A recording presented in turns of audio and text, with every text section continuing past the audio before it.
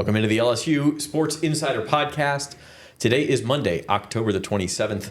Zach Ewing joined by Reed Darcy and Scott Rabelais. And not Brian Kelly. And yes, Brian Kelly has left the building. That's right. There you see the front page of this morning's Advocate. And we did a post-game reaction show, so some of our initial reactions are on that. You can catch that stream on the LSU Insider YouTube channel. But even with 12 more hours to think about it, Rab, like this is a pretty stunning move. I mean, there is nothing more important, more watershed a college athletic department can do than fire or hire a new football coach. So this is big. It is, and I think waking up Sunday morning, I thought, well, open date coming up. This could be the end for Joe Sloan, offensive coordinator, and possibly Brad Davis, the offensive line coach.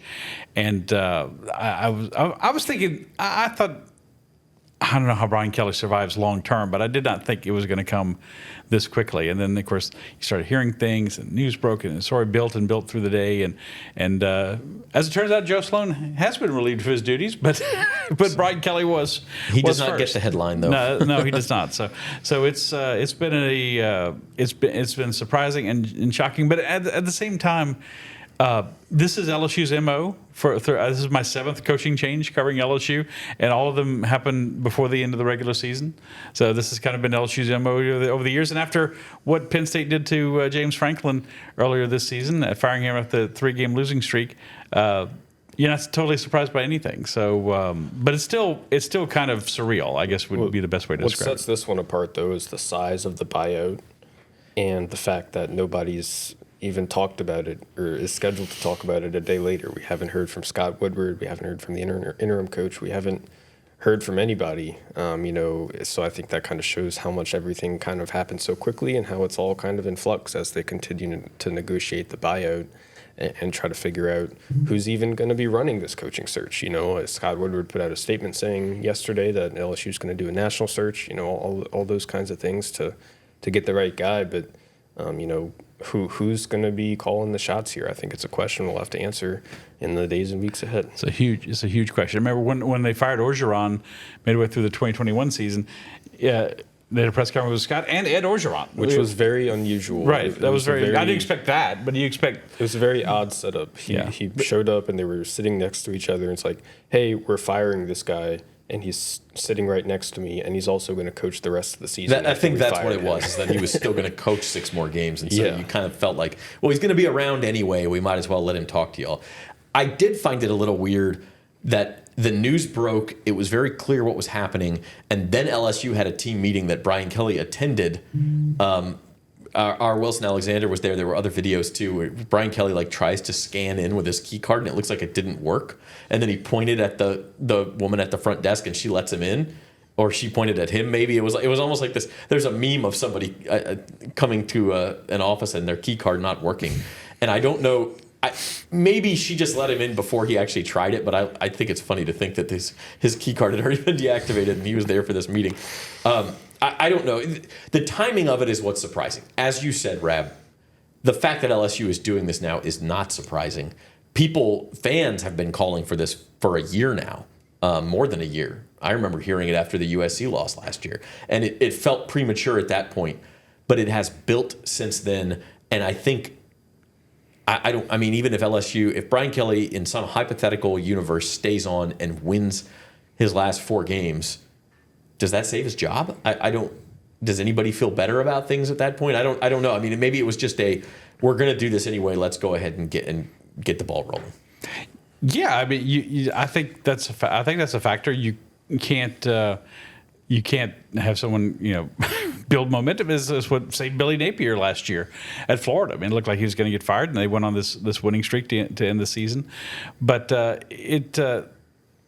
with Kelly, it was. Like I said, it almost kind of seemed inevitable, but maybe not this soon. And you have to and this is where I still don't have things worked out in my mind of what I think happened.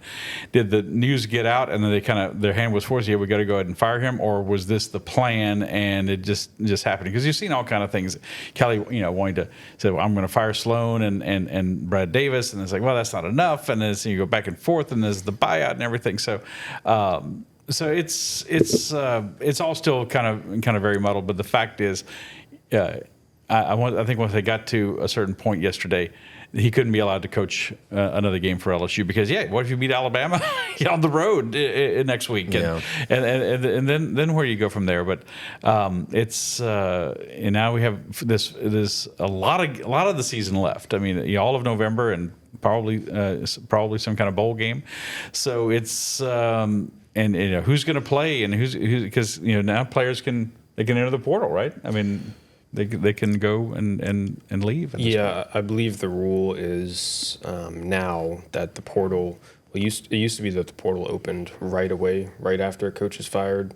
But the rules now, I haven't had time to look into this. It's been so crazy. But I believe the rule is now you can't enter the portal until after the new coach is hired. But again, all of these things are happening, in the absence of in actual open formal portal window. Like people are still having conversations and still talking and still trying to figure out what they're doing. The actual transfer portal itself, the window does not open right at the end of the regular season like it did in years past. It doesn't open until January, and it's a lot shorter than it was in years past. So, but again, the conversations are still going to be being had in December. So LSU has to get this rolling so it can get itself ready to hit the portal with whoever the new coach is. Yeah, and that will be an important part of the discussion when we do turn the focus to the new coach. First of all, I want to let you know that this episode of the LSU Insider is brought to you by Jerry Lane Cadillac. Command the road in a Cadillac where luxury, power, and presence come together. Experience it today at Jerry Lane Cadillac. I want to take a second, guys. Something we did not really do in our reaction show last night is to take sort of a 40,000-foot view of the Brian Kelly tenure and what went wrong, what lessons LSU may learn from it. We were saying off the air that when Brian Kelly was hired, it was a surprise, right? It felt like, wow, what a home run. They got Notre Dame's sitting coach who's been in the college football playoff and has been a long-standing, successful coach at a big-time program. And if Les Miles and Ed Orgeron can win national championships at LSU, Brian Kelly ought to be able to do it in his sleep. And then I made the crack that it felt like he was trying to do it in his sleep. Like it just never felt like it got rolling. There was a couple of times, the first season was probably even a little bit better than people expected, given the roster he inherited. He wins 10 games, goes to the SEC championship, and you go, well, he's just a good coach, and he's eventually going to get it rolling. Jaden Daniels in the second year wins the Heisman, but you've used the term whack-a-mole a bunch, Rab, and that's what it felt like. Something was always missing with special teams, and then it was defense, and now it's offense, and just nothing was ever seemed to be on the same page. So how do you look at this Brian Kelly 3.5-year tenure that was much shorter than anyone anticipated? Well, clearly it was a disappointment. I mean, and Kelly, to use an old phrase, hoist himself by his own petard. I mean, he created a lot of these expectations. Respectfully, what the hell does that mean? I'm not exactly sure, but it means it's just you strung yourself up. You hanged yourself? Yeah. Okay. So he. It's an old phrase. I think it's too old. I don't know. By Shakespearean. I'm in my 40s, man. I'm not in my 400s. Okay, well, odds bodkins. It's just. And especially this season, I think that's what just made it such a short fuse for him to get fired, is that he just shoved all the chips in the middle of the table. Man, this is a great team. It's my best roster. We're the high expectations at LSU. We're going to live up to that. And it just instead every week it was like, we've got to get better. We've got to get better. We've got to make the offense better. We've got to perform better. We've got to perform at a higher standard and all this stuff. And you people are spoiled. And then we got to get better. And then of course the losses mounted up to the point where, again, I think part of it is for LSU and certainly for the LSU fan base. You miss out on the playoff this year, which looks like a 99% chance that you will, even if you ran the table, 9-3, it's not going to get you in. Everyone always knew that 2026 was going to be a difficult season, a harder season, because you're losing a lot of these guys who transferred in. You're losing Garrett Nussmeier as a fifth-year senior starter. Yeah, you've got to try to rebuild the roster, try to get people to buy in and help you raise the money to build a roster and probably hire some new coaches on the offensive side, and that was just like, I think that was too much for everybody to think that it was going to get better anytime soon under Brian Kelly. And you can't, like, in this 12-team portal era now, and you go back to 2023 when it was a 4-team college football era, that was considered a failure because LSU had this magnificent offense with Jaden Daniels leading the way, and they couldn't get in the college football playoff because the defense was so abysmal. And then last year they didn't make it. That's a failure. And this year you don't make it. That's a failure. You don't get to string too many failures in a row in this modern college football landscape. So it's like 3 strikes, you're out. Yeah, I think, I think that goes at any school, but at LSU, like we talk about realistic expectations, and I mean, a month ago, Brian Kelly felt comfortable enough in his position to call LSU fans spoiled.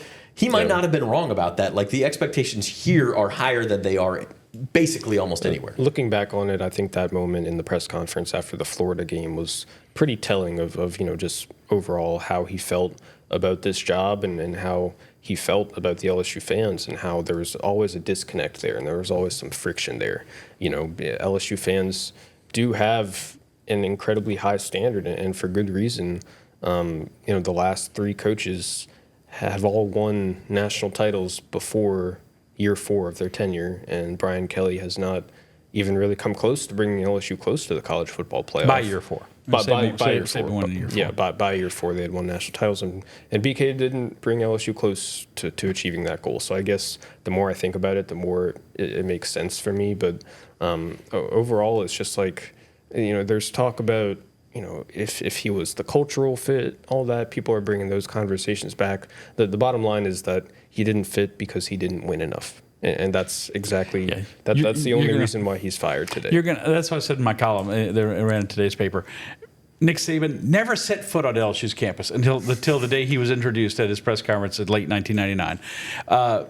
He was from a different part of the country. He was coaching in the Midwest. Was from West Virginia. Ed Orgeron, you couldn't ask for a better fit. Guy from South Louisiana, right? I mean, as Cajun as they come, Ed Orgeron, and you fired him less than 2 years after he led LSU to the greatest season it's ever had. So I think it's been overrated. They'll accept you and love you if you win. It didn't help. Kelly didn't help himself probably with his attitude and his personality. Well, it has nothing to do with geography, like where on the map you're from. I think it has way more to do with your personality, and who you are as a coach. And do you have the ability? Does your personality have the ability to connect with the LSU fans and with the LSU donors that you need to, be on your side in order to field these competitive teams? And I think it's a question if Brian Kelly ever had that, that commitment, that drive, that personality he needed to mesh with these guys. But at the end of the day, he didn't win, and that's why he didn't fit here. It's because he didn't win enough. So we can talk about the reasons why he didn't win, because that's the reason why he got fired. Let me bring us something. Brian Kelly's level of commitment to coaching at LSU and succeeding at LSU has been questioned the whole time, yes, and will be questioned for a long time. The guy did give up. Did he want to? Was he coerced? I don't know. $1 million of his compensation package this year to help offset the money donors gave to help build the roster.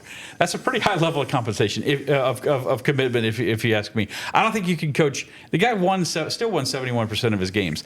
Not great, 5-11 against ranked teams, also not great, but not horrible. Not Billy Napier 1 game under 500 for his whole tenure. Horrible. It's the very high standard. And did he help himself with his personality and his attitude and towards people? Maybe not. But I mean, at the same time, I just can't think you could win 71% of your games as compared to Napier, who was just under 500 for his career, and who's trying also. If you're not doing something, and making some effort. To Reed's point, if you're winning, his personality is looked on as quirky and like, oh, look at what funny Brian Kelly said, and like Nick Saban used to be very ornery with the media, but that was looked upon as like, well, that's what winners do, that's what they do. If Nick Saban had lost, everyone would have thought he was a jerk because they just tend to look at everything in a negative light, and so I do wonder about that too. What I think, listening to you talk about it, really sticks out to me, and this has to do with your whack-a-mole comments too. Brian Kelly felt like he coached very reactively here. He was not proactive in the way he wanted this program to be run. Maybe he was at the very first, but it was more just like, hey, I came in and this roster was a mess, so we're going to do the best we can for 2022, right? And then it was, okay, you all want me to go get a transfer quarterback, so I will. And he went and found Jaden Daniels, and that one worked. And then it was, well, the defense is bad, so you all want me to fire the defensive staff and get a new defensive coordinator, so I will. And then it was, well, we don't do enough in the transfer portal, so I'm going to go spend $1 million of my own money and work, so I will. We're going to go get a bunch of transfers. And then when that didn't work, ultimately he was just out of answers. Yeah. And it seems like along the way there was some kind of friction that developed inside the building. I think you can tell that based on some of the reactions we've seen coming in social media from former players. Like I saw Malik Neighbors post something about it. I saw Braden Swinson post something about it. I saw, I believe, so this is kind of a callback, but Dwight McGlothern, the LSU cornerback, who was he tweeted about it. Who was who was an Ed Ogeron player, and he was towards the end of his tenure, and he transferred to Arkansas, but he had something to say about it on Twitter. So it just goes to show that, LSU just by the end of it, he was unpopular, and maybe that was because he lost and he didn't win enough. But there was also some kind of friction inside of the building apparently that either just turned into one of the reasons why he fired, or it's kind of like a chicken or the egg scenario. Like, is that the reason why, or is it, because he didn't lost so much? Like all these guys have huge egos. To coach at a school level of an LSU or an Alabama or a Tennessee or a Georgia or a Texas, you have to have a huge ego and think that your way is the right way. And he had a lot of reason to think that with the success. He was the winningest coach in Notre Dame football history, But you've also seen stubborn to the point of being somewhat tone deaf. When you let go of Tommy Moffitt, the longtime strength coach, and I'm a big proponent of, you can't hire someone and tell them you can get the job, but you got to put terms and conditions on it. You got to hire this. You got to retain this guy. You got to hire this guy. So if you want to let Tommy Moffitt go and bring in his own strength coach, I said you've got to try to make it work. But it obviously looked like it backfired on him. Didn't keep Corey Raymond. Let him go to Florida. Finally, he gets let go at Florida. Comes back and everybody thinks he's great. Finally, he had a staff this year. The coaching staff, everyone had Louisiana ties on it. Everyone except for Brian Kelly, obviously, but he seemed to finally kind of get that. But it took a long time for him to kind of come around to that you kind of need that because. But I think he just thought the Kelly way. And look, he's been a head coach for over 30 years, and he's like, I've done it, I've won, and this is going to work. But he lost the thread somewhere, or maybe I guess the best way to put it, maybe he never seemed to really understand what it took to be the head coach at LSU. And he saw it as a great place to make a lot of money and possibly get that last national championship that he still is not on his resume. But I don't think he ever really got what it means to coach here, which is a little different than some places. Yeah, and I don't. What's funny is he did know how to coach and he did know how to win. So then why was he so reactive? Why didn't he stick to his guns and say, no, my way works. Let me just, you need to give me a couple years, but my way is going to work. And I wonder, Reed, if maybe part of this too is that the modern era of the ultra modern era of college football with NIL and the portal and your roster turning over so much every single year, if he just felt like he was getting sort of swept up in that and maybe not able to keep up. The job today is very different than the one he had at Notre Dame, when he took over that program, whenever he took it over, 2010, I believe. So it's just like, part of this discussion we also need to mention the fact that LSU brought him in and paid him $100 million over 10 years. And part of taking a big swing like that, you can't micromanage him and say, oh, you have to keep this strength coach. I'm sure LSU folks would have loved to keep Tommy Moffitt around or keep Corey Raymond around. But, if you're bringing in a coach and paying him $100 million, you kind of have to give him carte blanche to do whatever he wants.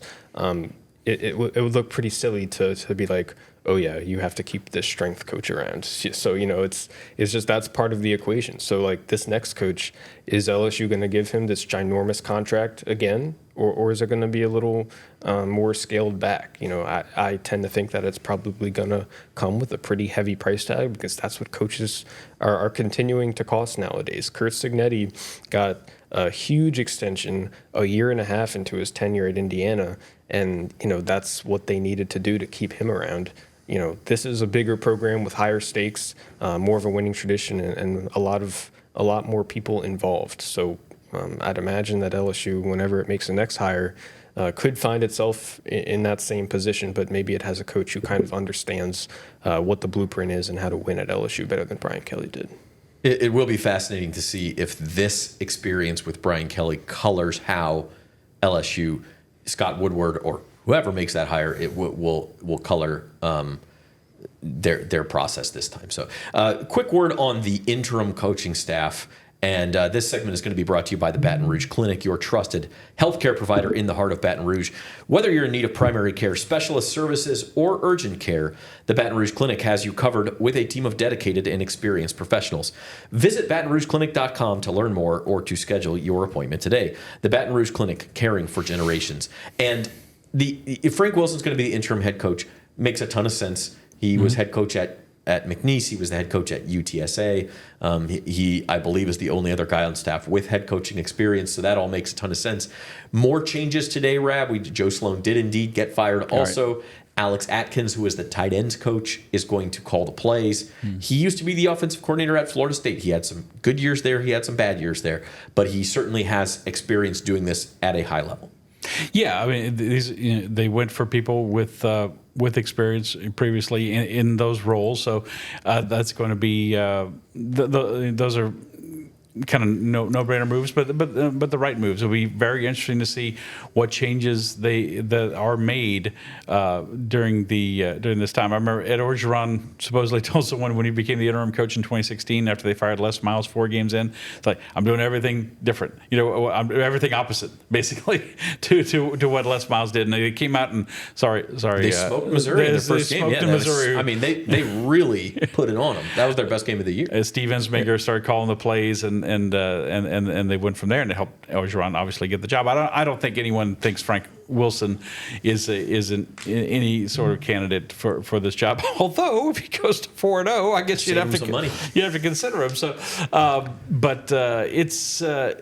Yeah, those are the right moves to make under the circumstances. You still have a lot, like I said, a lot of the season left, and obviously the question will be, as they go along, who's going to play? Like if they get to a bowl game, who would be left to play? Are they going to be in a Texas Bowl 2021 kind of situation where they had 39 scholarship players? I think it's quite possible, but we'll have to see how all that plays out. But Frank's a good person too, also because of his recruiting acumen to try to keep your recruiting class in place, which always takes a hit when a coach gets fired. Now with LSU, if everyone's talking about how unpopular Brian Kelly is, maybe it'll help. I don't know. They got a commitment this morning. They got a commitment from a receiver. He's not rated on 247 or any of the recruiting services or anything, but he was a commitment to Louisiana Tech, and he looks like he visited LSU over the weekend and just committed today. Even though had such a great experience at Tiger Stadium Saturday night. Timing is Couldn't everything. say no. But that's the thing that people are saying about this job is that kids here. What's kind of unique about LSU is that kids just want to play at LSU, regardless of who the coach is. Yeah. For a school, there are other schools in the country that are the only Power 4 school in their state. Nebraska comes to mind, Wisconsin. But as far as the talent base and the tradition and the money and the facilities and the stadium and everything, LSU, it may be one of one in that regard. Ohio State is kind of close, but that's the one that I would put up there with it. But there's not many. Yeah. There's not many schools in this kind of situation that LSU's in right now. And I suppose Penn State is also the only Power 4 school. Oh, Pitt. Yeah, you're right. Pitt isn't this. You forget about Pitt, but it is interesting, and we'll transition the second half of the show into talking about candidates and who LSU will be looking at. They're entering an extremely competitive environment. But one more note on the interim coaching staff. Do you expect, I'm thinking particularly with Atkins calling plays, anything to change Reed? I mean, he's the tight ends coach, so is Trey'Dez Green just getting 25 targets a game? Wouldn't be a bad idea. Well, he is the run game coordinator, so it would make sense that LSU would run the ball maybe a little bit more. But quietly, it's flown under the radar. LSU has actually run the ball pretty well in the last 3 games. Now, against Texas A&M, they had to give up the running game because the game spiraled away from them so quickly. But, it's been pretty solid. Harlan Berry gave him a nice little injection of life in the first half against A&M. He looked pretty good, and they were averaging close to 5 yards per carry before things got away from them in the second half. So maybe it's more of a run heavy. Maybe it's more of a heavy kind of personnel offense. Maybe we see more under center looks from Garrett Nussmeier, and maybe they try to just shake things up and make it look a little different, just so that they can try to get as much of their offense out of it as they can in the last 4 games of the regular season. Maybe. Yeah, we'll find out. It'll be interesting to see how competitive they are and what changes there are and everything, because there are a couple winnable games in there, and then a couple of big road tests too. I think they go to Alabama and play kind of loose, and there's going to be a new attitude and spirit. I don't know if it's going to help them to win the game in Tuscaloosa, but I think. I remember the effort they gave at Alabama after Orgeron was fired, but he's still coaching. It was like 12 to 10 or something. I think they almost won the game. I mean, if you're Alabama, if you're an Alabama fan, you're like, oh man.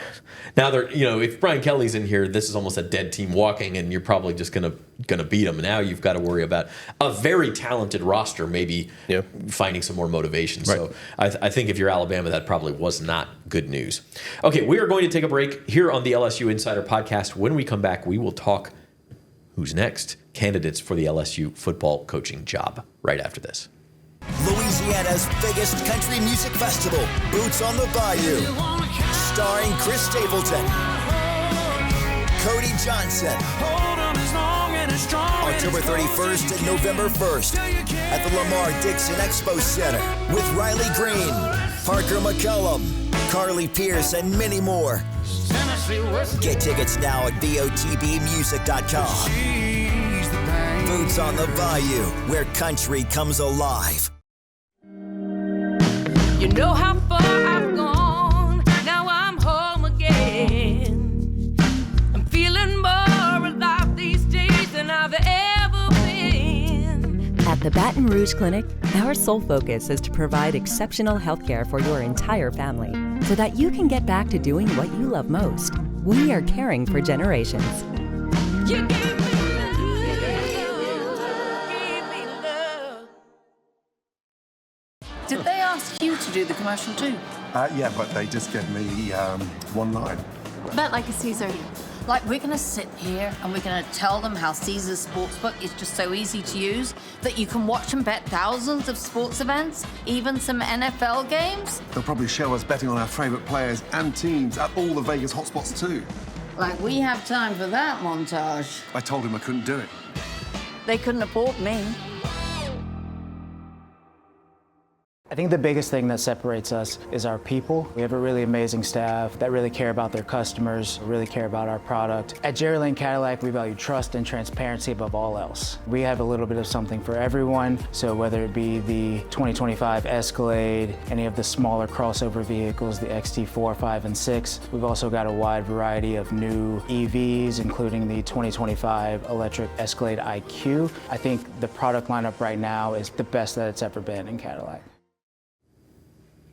And we are back on the LSU Sports Insider podcast. Subscribe to the LSU Tigers at NOLA.com YouTube channel. Sign up for notifications so that you know every time we do go live. And as coaching decisions are made and things like that, we'll try to carry all those press conferences live, all that kind of stuff. So keep it locked to our YouTube channel. We're going to end this show with What's Next, and that is brought to you by What Is Next, and that is the Boots on the Bayou Music Festival coming up this weekend at the Lamar Dixon Expo Center It is Friday and Saturday, October 31st and November 1st. Country Music Festival of Boots on the Bayou takes over the Lamar Dixon Expo Center.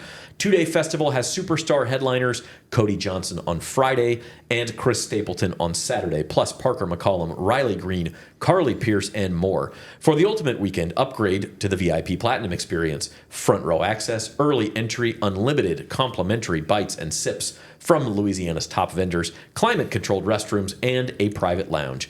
Tickets are limited. Secure yours now at botbmusic.com.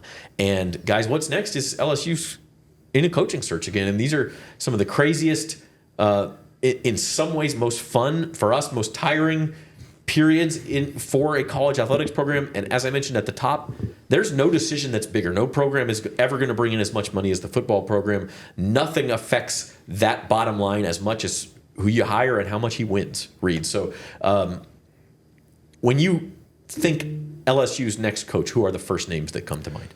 Lane Kiffin, Eli Drinkwitz, Clark Lee, and Jon Sumrall. I think that's the first tier of guys I'd imagine that LSU wants. A sitting head coach somewhere, ideally in a power conference team already. So just real quick, for those who don't know, Lane Kiffin, Ole Miss. Ole Miss. Eli Drinkwitz, Missouri. Yes. Clark Lee, Vanderbilt, and Jon Sumrall down at Tulane. Yep. So LSU wants a sitting head coach, I'd imagine, preferably at a power conference school. It's maybe they go after a group of 5 coach. I don't know, but that's kind of the first tier of coaches that I think of when I think of the job opening. And then you could go after some big fish as well. I know Rab says that, Scott Woodward has to make Nick Saban his first call. I don't think Nick Saban wants to get back into coaching, but maybe he can have some kind of role here in the search, possibly. You could also go back to the Notre Dame well and try to see if Marcus Freeman will leave Notre Dame and try to go that route. But that's kind of the first group of names. I don't know, Rab, do you have any other names you have in mind? Or? Yeah, make Nick Saban tell you no. That's the first thing. We call that big fish hunting. Rab's got like a spear out. He's trying to throw and get a freaking whale. I saw some odds I got sent today. Joe Brady was way up there on that. I don't think Joe Brady's ever coming back to college coaching if he can help it. He's the offensive coordinator now with the Buffalo Bills and probably heading for an NFL head coaching job eventually. I think Lane Kiffin is probably got to be number one on the realistic list of who you would try to go after. Well, of course, the question is, is Florida's going to come after him? Suppose they've already made inquiries. He's at Ole Miss. They're almost certainly, after they won Saturday, going to be in the college football playoff after they beat Oklahoma. So you might have to wait. Can you wait on Lane Kiffin? I think the college football playoff, which starts in mid-December but runs through mid-January, the timing of that makes it very difficult. A couple of guys who I think are a little bit down the list, but you have to. And Clark Lee, I got to say a word. Obviously, he's done an amazing job at Vanderbilt. I'd be a little bit concerned. Would you be concerned that how much is it him and how much is it Diego Pavia? Got Jerry Kill and Diego Pavia in from New Mexico State. Yeah. And can he prove he can do it without those guys? Because I'm reminded when LSU hired Curly Hallman back in the early 90s, like, this guy's great. He's won Big Southern Miss. Well, the reason he won Big Southern Miss is because he had Brett Favre. He had a Hall of Fame quarterback on his roster. And the other thing is, like, it's a little bit different, and I kind of feel this way with Drinkwitz too, where it's like you elevated a program, and Vanderbilt was obviously under where Missouri was, but it's the same sort of concept. Yes. You elevated a program to the point where you're playing in these big games, and everybody's kind of like, oh my gosh, it's great that Vanderbilt is playing in these big games, and they're even winning some of them. I'm not trying to take anything away from Vanderbilt, but the attitude at LSU is so much different, where it's like you not only expect to be in big games, but you expect to win most of them. And I think that changes some things. So I don't know, are those guys at the top of the list? It seems a little unlikely. Rab, you mentioned the odds. Those are from sportsbetting.ag. It's an offshore sports book. It's not something you can legally bet on, but it is interesting. It's instructive. Jon Sumrall is the favorite, and that's very interesting to me. And I know we've talked off camera a bunch about this, just kind of hypothetically. And your answer has always been it's bad optics for LSU to go to Tulane and hire or UL their coach or any in-state school. Yeah. if Jon Sumrall's the guy, I think you got to get over that. I do wonder. Now, he hasn't coached in a Power 4 position, right? But at some point, like you look, Kurt Cignetti's extension and things like this. At some point, the Power 4 coaches, I think there's going to be less mobility with them because of how difficult it is to win at some of these places. And it just seems like more of them are going to stick in the spot that they're at, and maybe you do need to catch the guy on the come up like a Jon Sumrall. Can I make the case for Sumrall real quick? Let's do it. All right, he's young. He's in his 40s. He already coaches in Louisiana, so he's already familiar with how to recruit Louisiana. All the high school coaches. Yeah. Yes, he's from the South. He's coached in the SEC as an assistant before, and if you watch him, if you listen to his press conferences, I think he knows how to talk to people in Louisiana. I think he's made a real connection with Tulane and their fans and folks in New Orleans. You know, I remember, I believe, was it the BYU game earlier this season when there was the whole uniform fiasco with Tulane and how they wouldn't let Tulane wear the uniforms they wanted to wear, or was it Northwestern? It was Northwestern. You know, how Tulane wanted to wear these uniforms. Who it was? Yeah, I think it was for the Katrina anniversary. I don't know who it was. I don't know, but anyway, maybe you're right. But anyway, Sumrall said, "Hey, don't mess with the city of New Orleans," and I think New Orleans folks really rallied around that. That's how you get Louisiana people on your side, by saying things like that. Yes. So that's the case for Sumrall. It was Northwestern because that's early in the year, August 29th anniversary. Yeah. Three guys who haven't mentioned who are all coaching at their alma maters. Jeff Braum at Louisville. Talk about a guy who's done well against highly ranked teams. Is Jeff Braum at Louisville. Brent Key at Georgia Tech, and Kenny Dillingham at Arizona State. All coaching at their alma maters. So it might cost more to get them out of there. But if you're kind of betting on the come, I mean, Georgia Tech's still undefeated. They're off to their best start since like 1966. Boy, if they beat Georgia in the season finale, which is entirely possible, they're a factor, in the college football playoff. Braum, just coming off a big win over Miami, so he's hot right now. But he's kind of like the anti-Brian Kelly, and Dillingham got this team Arizona State to the playoff last year with Cam Scatteraboo. They were like last year's Vanderbilt, kind of in a way. They were like the darlings, everything. But could you get them out of their schools, their comfort zones? I don't know. Same with Clark Lee, of course, coaching at Vanderbilt. I just think, and he irritates me at times as well. But I think LSU fans would eat Lane Kiffin up with a knife and a fork. They would love Lane Kiffin. With him thumbing his nose at other teams and programs in a very subtle and you got to say clever way a lot of the times. I think it's too much social media for anybody. He's taking pictures on the field with his daughter who's dating Whit Weeks before the LSU game, but just kind of his kind of attitude, and of course the offense. Now he's got to do it on defense. You got to succeed on defense. That's one of the things that really hurt Brian Kelly the most, I think, in his tenure, was how bad the defense was in 2023. Chinese Bandits, DBU, Honey Badger, people like that. There's a lot of pride in defense at LSU, as much as everyone wants to see a great offense. But so he's got a good guy right now. Is Pete Golding, I think, is his defensive coordinator right now at Ole Miss. So I think he'd have to be. I think he'd have to be at the top of the list. Will he leave Ole Miss? Is a question. So I think all that said, for somebody like Lane Kiffin or even a Drinkwitz, something like that. I agree with y'all. I think it could be getting increasingly hard to get someone to leave a Power 4 job, and you may have to take a roll of the dice on a Sumrall or somebody like that from a Group of 5 school.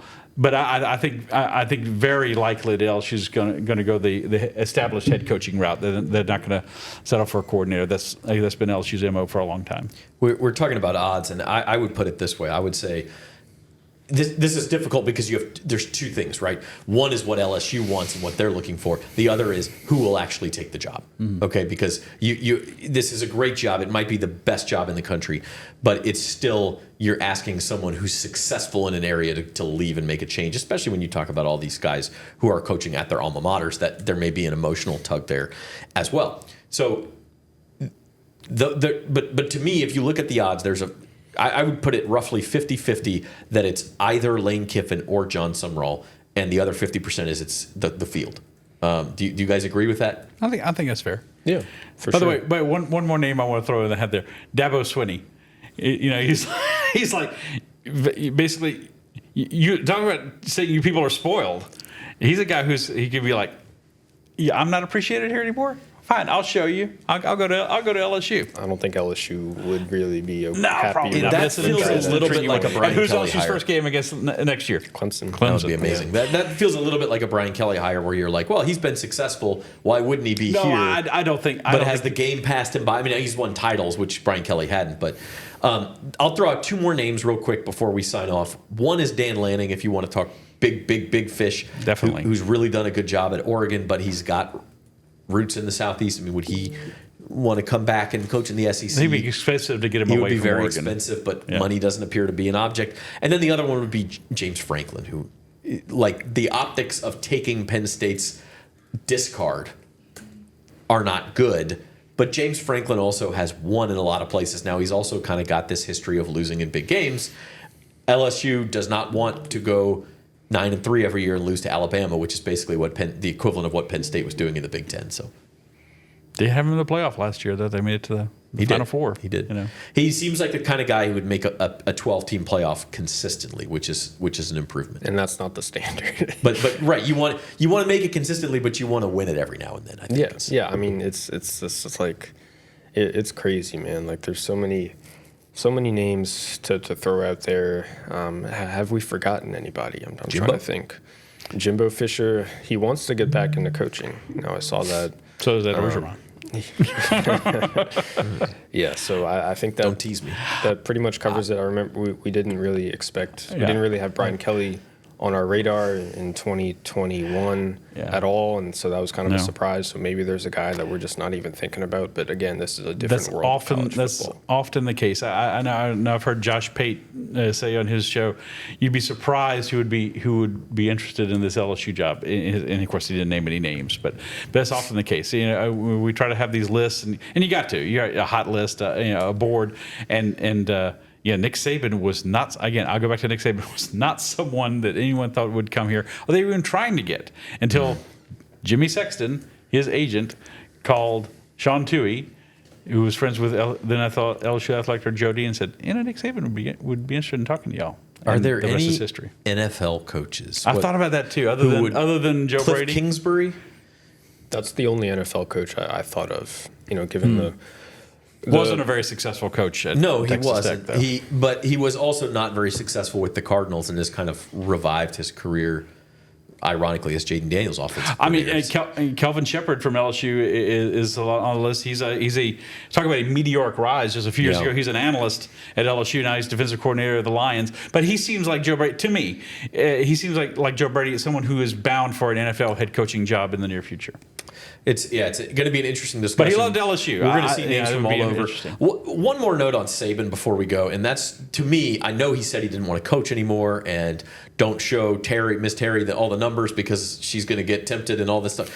If there is one job that Nick Saban would come back to coach for, to me, this is it. He has spoken before to you, Rab, personally about how these were the best years of his career, and how if he has any, I think he told Kirk Herbstreit last year, if I have any regrets, it's leaving LSU, and we felt like we really could have had some. I mean, he has publicly said this stuff. If there's any job in the country that he would say, hey, I'll come back and coach for 3 years or 5 years or whatever it is, and do it until I'm too old to do it anymore, I think this would be the one. I'm not predicting it. If he gets the itch Right. to get back into it.